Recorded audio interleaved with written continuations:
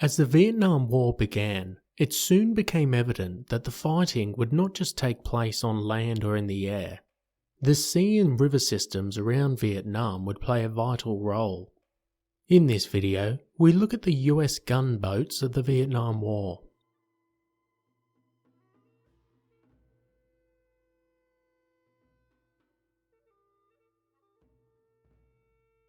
The entirety of the east coast of Vietnam is made up of the South China Sea.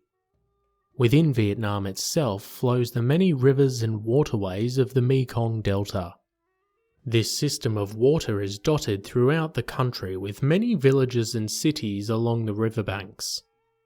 Because of this, the rivers allow a huge amount of access to move things up and down the country.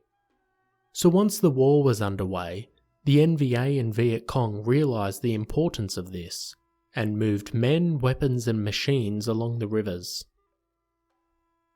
The US were not blind to what was occurring, so pushed the Navy to start policing the waterways. Small craft known as gunboats or patrol boats would be used to move up and down the river system. These boats would be heavily armed with weapons such as the 50 caliber machine gun, grenade launchers, 20mm cannons, and even flamethrowers.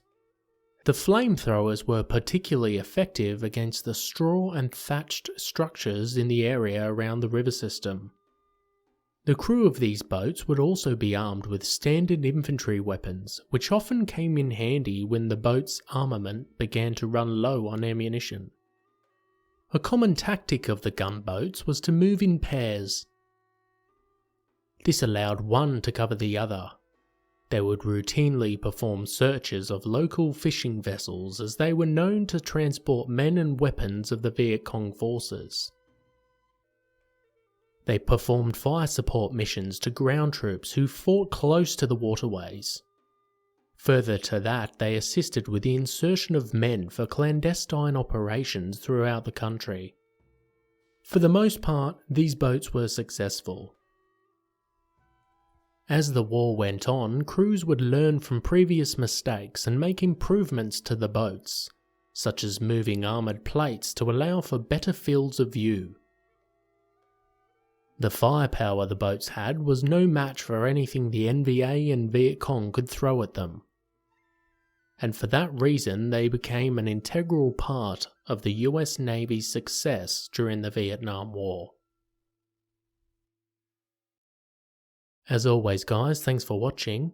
Be sure to hit that subscribe button if you want to expand your knowledge and join the growing Premier History community.